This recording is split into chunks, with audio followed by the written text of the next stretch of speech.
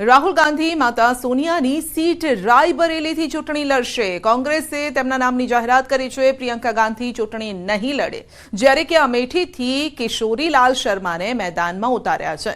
કિશોરીલાલને સોનિયા ગાંધીના વિશ્વાસુ માનવામાં આવે છે। રાહુલ ગાંધી ઉમેદવારી નોંધાવવા માટે રાયબરેલી પહોંચી ગયા છે અને તેમની સાથે માતા સોનિયા ગાંધી, પ્રિયંકા ગાંધી, રોબર્ટ વાડ્રા, અશોક ગેહલોત પણ છે। કોંગ્રેસ અધ્યક્ષ મલ્લિકાર્જુન ખડગે પણ હાજર રહ્યા।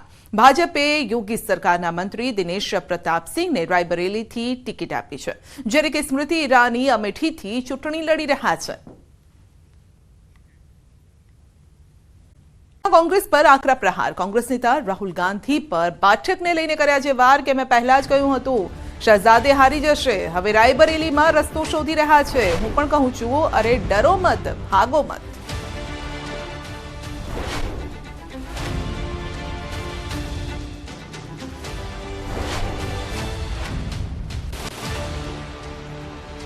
किसी भी इतना इतने डर गए वहां से भागकर अब रायबरेली में खोज रहे हैं रास्ता। ये लोग घूम घूम कर सबको कहते हैं डरो मत। मैं भी आज उन्हें कहता हूं और बड़े जी भर के कहता हूं, अरे डरो मत, भागो मत। ગઈકાલે જામનગરની સભામાં પ્રધાનમંત્રીએ ભૂચર મોરીની વાતને યાદ કરી હતી અને તેમણે સભામાં કહ્યું હતું કે જ્યારે હું મુખ્યમંત્રી હતો ત્યારે ભૂચર મોરીને લઈને એક કાર્યક્રમ હતો।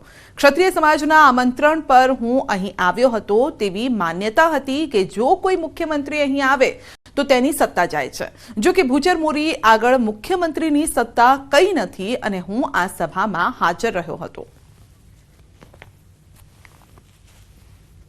ભૂચર મોરીની યુદ્ધની વાત અને મને આપણા ક્ષત્રિય સમાજના આગેવાનો નિમંત્રણ આપવા આવ્યા। પછી મને કોઈ કાનમાં કહ્યું, મને કે સાહેબ અમે નિમંત્રણ આપવા આવ્યા છીએ પણ તમે નહીં આવો, પણ આ તો અમારું કર્તવ્ય છે એટલે અમે આવ્યા છીએ। લોકો કેમ નહીં આવો? મને કે સાહેબ કોઈ મુખ્યમંત્રી ના આવે। કેમ ના આવે? કે અમે બધા મુખ્યમંત્રી ટ્રાય કર્યો છે તો બસ થયું શું? તો કે સાહેબ ત્યાં એવી માન્યતા છે કે જ્યાં આટલા બધા વીરોએ શહીદ થયા, જેમના પાળિયા ત્યાં દેખાતા હોય, પૂજાતા હોય, પણ ગુજરાતના મુખ્યમંત્રીઓના કાનમાં કોકે ભેળવી દીધું છે કે તમે આ ભૂચર મોરીના એમાં જાઓ તો તમે મુખ્યમંત્રી પદ તમારું જતું રહે અને એટલા માટે કે મુખ્યમંત્રી આવતા નહોતા। મેં કહ્યું કે મારા ક્ષત્રિય સમાજના આ બલિદાન સામે આ મારા મુખ્યમંત્રી પદની કોઈ કિંમત નથી। હું આવીશ અને હું આવ્યો અને ખૂબ ઠાઠથી એક કાર્યક્રમને मैं વધાર્યો પણ કર્યો અને એને વધાર્યો પણ કર્યો। તો પીએમ મોદી જ્યારે ગુજરાતના મુખ્યમંત્રી હતા તે સમયે ભૂચર મોરી અંગેના એક કાર્યક્રમમાં હાજરી આપી હતી। તત્કાલીન સીએમ નરેન્દ્ર મોદીના એ કાર્યક્રમનો વીડિયો પણ સામે આવ્યો છે। કોંગ્રેસ ઉમેદવાર રહેલા નિલેશ કુંભાણી સામે કોંગ્રેસ કાર્યકરોમાં હજુ પણ વિરોધ અને નારાજગી યથાવત છે। નિલેશ કુંભાણીના વિરોધ દર્શાવતા બેનર અલગ અલગ વિસ્તારમાં લગાવાયા છે। મોડી રાત્રે કોંગ્રેસના કાર્યકર્તાઓએ અલગ અલગ જગ્યા પર બેનર પોસ્ટર લગાવ્યા। નિલેશ કુંભાણી અને કોંગ્રેસના ડમી ઉમેદવાર સુરેશ પડસાલાના બેનર લાગ્યા। બેનરમાં નિલેશ કુંભાણી, સુરેશ પડસાલાના ફોટો સાથે લખાયું કે ઠગ ઓફ સુરત। જેવી પ્રાથમિક સુવિધાઓ ગામમાં ઉપલબ્ધ ન હોવાના કારણે ગ્રામજનો પરેશાન છે। તેમણે સરપંચ અને ધારાસભ્ય પર ગામને વિકાસથી વંચિત રાખવાનો આરોપ લગાવ્યો છે। ચૂંટણી વખતે વિકાસના વાયદા કરાયા પરંતુ ત્યારબાદ પૂરા ન કરાતા ગ્રામજનોએ ચૂંટણી બહિષ્કારનો નિર્ણય લીધો છે। જો મતદાન પહેલા બાહેધરી ન અપાય તો મતદાન નહીં કરીને ચીમકી ગ્રામજનોએ ઉચ્ચારી છે।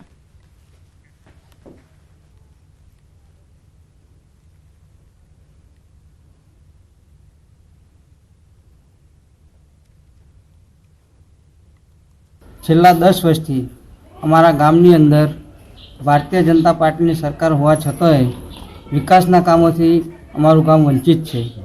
જે દ્રષ્ટિએ જોઈએ તો રોડ, રસ્તા, ગટર આવી કોઈપણ પ્રકારની યોગ્ય જરૂરી સુવિધાઓ મળેલ નથી.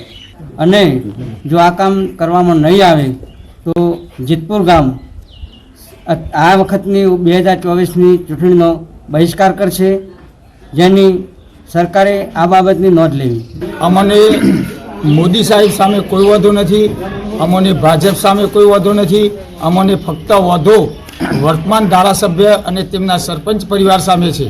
2017 તથા 2022ની તેમની વિધાનસભાની ચૂંટણીમાં ગામને મંદિરના ચોગાનમાં આખા ગામની વચ્ચે આપેલા વચનમાંથી ફરી ગયા છે.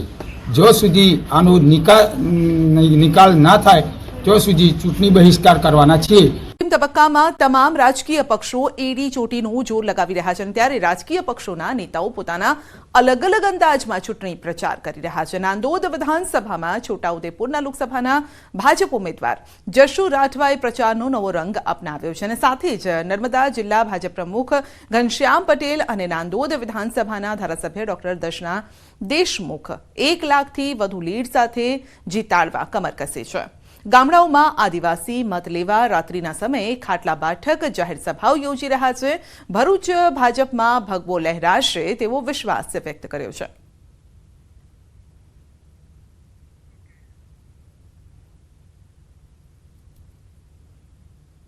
સમયમાં ગરમી ઓછી છે એટલે ખાટલા બેઠકો શરૂ કરી છે.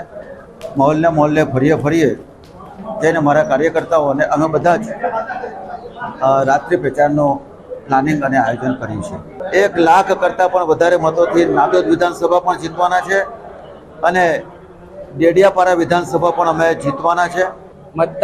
પ્રચારના 3 દિવસ બાકી છે તો ભારતીય જનતા પાર્ટીના તમામ કાર્યકર્તાઓ ડોર ટુ ડોર જઈને આદરણીય નરેન્દ્રભાઈ માટે, ભારતીય જનતા પાર્ટી માટે અને દેશના વિકાસ માટે મત માગી રહ્યા છે.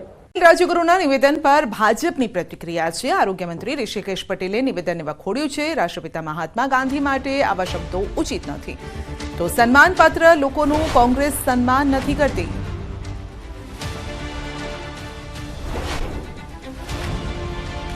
હવે આમને શું કહેવું? સરદાર પટેલ, બાબા સાહેબ આંબેડકર, આ બધા વ્યક્તિત્વ કે જેને દેશને એક કર્યો, જેને બંધારણ અને બંધારણ થકી આ દેશને લોકશાહીમાં અમૂલ્ય પ્રદાન જેમનું છે, એમને કોઈ દિવસ યાદ નહોતા કર્યા, એમનું સન્માન નહોતું કર્યું, પરંતુ ભારતીય જનતા પાર્ટીના મનમાં પડ્યું છે. હવે જે સન્માન જે કરવા પાત્ર લોકોનું સન્માન પણ એ લોકો નહોતા કરી શક્યા. એ સરદાર પટેલને પણ વિસરાવવાનો પ્રયત્ન કર્યો, બાબા સાહેબને કેટલો અન્યાય કર્યો, ઇતિહાસ ગવા છે. અને અત્યારે રાહુલ ગાંધીની સરખામણી મહાત્મા ગાંધીજીની સાથે સરખામણી કરી અને બંનેના વ્યક્તિત્વ કે જે રાષ્ટ્રપિતા ભારત દેશના કહેવાય. ગાંધીજી જેવો વેશ ધારણ કરી પ્રચાર કરતા નવસારી બેઠકના કોંગ્રેસના ઉમેદવાર નૈશદ દેસાઈએ પણ રાજ્યગુરુના નિવેદન પર પ્રતિક્રિયા આપી છે. આખા મુદ્દાથી હાથ ખંખેરતા તેમણે કહ્યું છે કે તેમનું વ્યક્તિગત નિવેદન હશે, પાર્ટી હાઈકમાન્ડનું સત્તાવાર નિવેદન નથી.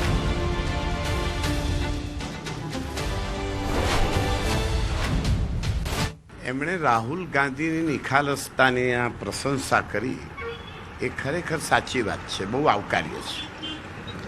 પણ હવે મહાત્મા ગાંધી બાબતે આપ એમને જ વ્યક્તિગત પૂછો, મેં એ વાત સાંભળી નથી. જો મેં સાંભળી હોય તો હું જરૂર કહું કે સહેજ આપની ગેરસમજ થઈ છે અથવા તો આપનાથી અકસ્માતથી બોલાયું હશે કે ગેરસમજમાં કે અકસ્માતમાં કહેવાયું હશે. હું એમનું સ્ટેટમેન્ટને સ્વીકારતો નથી, માનતો નથી. એ એમનું વ્યક્તિગત સ્ટેટમેન્ટ હશે, એ પાર્ટી હાઈકમાન્ડનું સત્તાવાર સ્ટેટમેન્ટ નથી. એટલે એની પર બહુ કોમેન્ટ ન થાય.